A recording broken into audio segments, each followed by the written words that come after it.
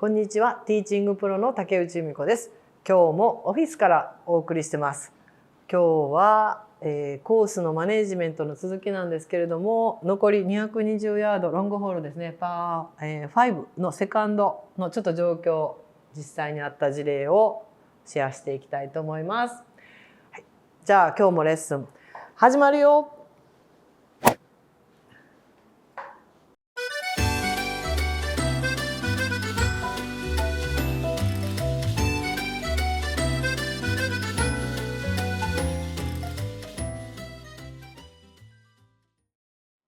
はい、はい、パー5ですね。ちょっとコースの、その状況を説明します。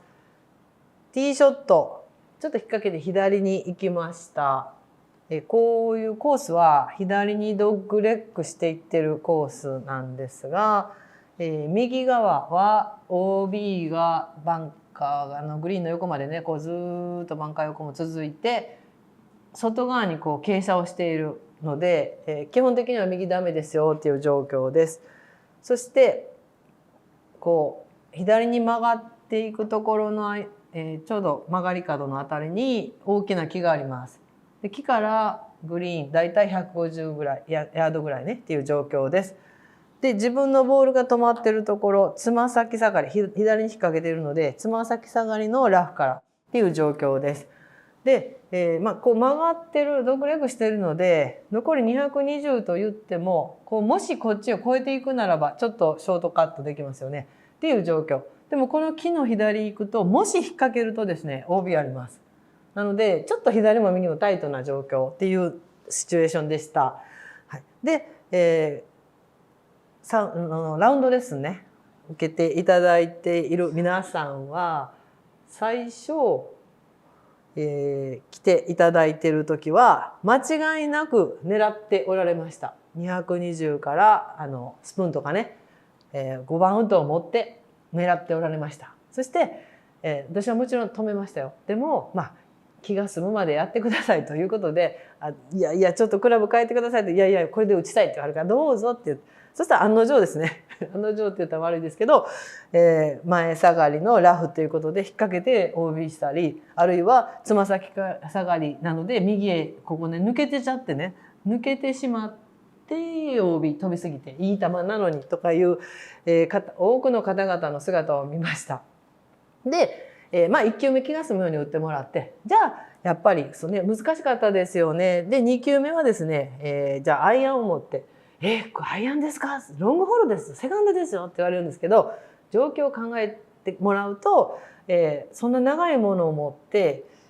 こんな危険なとこねつま先下がりから行くよりはこのフェアウェイのこう曲がっているこの真ん中あたりにねボールを運んでそこからでも150なんで。無理をしないっていう戦略がいいのじゃないですかっていうことをお伝えしてます。でその時のね考え方なんですけど常に私がその皆さんにお伝えしているのは220っていうのを、今までは皆さんね進めるだけ進もう例えば220飛ぶクラブスプーンとか何か自分の最大飛距離が出るクラブで進めるだけ進もうっていう考え方の方がすごく多かったんですね。でも220ならば例えば100足す120ですね。とりあえず割ってくださいっていうふうにお伝えしました。で、もう少し、分けると得意な距離を残しましょうというのもありますよね。150足す70っていうのもあります。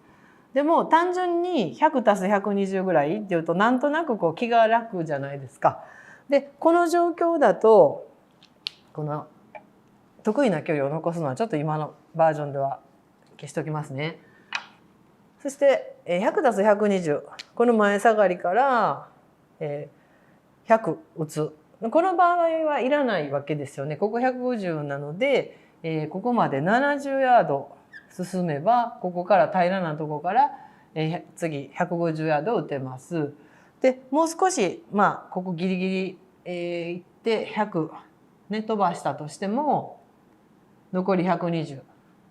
でその反対もいいですよね。120飛ばして100残す。とにかく2つにこうね割ってくださいというふうにお伝えしてます。そうすると広々としたまっすぐのところから打ついいライから打つっていう状況以外はですね何かちょっとこういうトラブルになりそうなもの、 OB であったり木であったり池であったりバンカーであったり、絶対避けた方がいいなっていうのがちょっとでもある場合ですよね。残り距離がどんだけあろうがちょっと2つに割って、でその、220、このね私が言ってる状況にある人っていうのはミスしてるわけです。その前に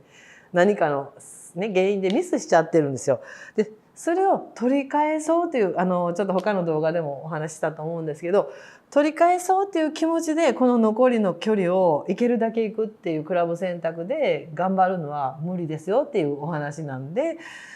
ミスした後あるいは難しい状況に来た時は必ずちょっとこの距離を空けてほしいですね。で100と120だったら簡単じゃないですか。ピッチングとか9番とかでね、しかもこんなラフの前下がりからちょこんと楽に打っとけばポンと出てくれて、で全然神経を使わずにポンポンとちょっとこのホールは進んでほしいんですね。でここでもし無理をしてしまうと自分のメンタルのね、メンタルバッテリーとかいろんな言い方はありますけど、自分が持ってるメンタルの車で例えたらねガソリンだと思ってください。こういうバケツみたいにねこういうのを持ってスタートします。そしたらこのガソリンが一気に減ってしまうわけですね。こういうきついこと、プレッシャーのかかった難しいことをやってしまうと一気にガソリン減っちゃうわけですよ。でそれを簡単に割って楽にいけばこの自分のメンタルバッテリーはずっと減らずにスーッと一日プレイできるっていうことなんですね。でそれをあまり無謀なチャレンジをしてメンタルバッテリーを減らしてしまうといずれはガソリンなくなってもう、ね、ガス欠プレイできないぐらいもうメンタルズタズタになってしまいます。楽しめないですよね。だからちょっと自分のこの気持ちの余裕、このメンタルバッテリーがいつも満タンでほぼほぼずっとプレイが減らないように、あまり減らさないようにするための一つの方法として、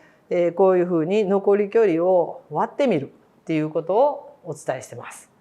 ぜひね無理のないマネジメントいつも言ってますけど、こういうピンチが来た時は来たと思ってね残り距離を割ってみよう。そうすると意外とうまくいって、すんなり上がれる、少ないね打数で上がれるかなと思うのでぜひお試しください。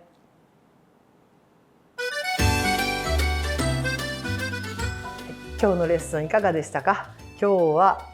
マネジメントの話でね残り距離を割ってみましょうということでした。残りが220とか250とか、そうするとなんか長いクラブで飛ばさなければならないっていうね気持ちでちょっと頑張りすぎてしまう。そんな時にふと220なら100と120みたいにね、ちょっと長い数字を割ってみると。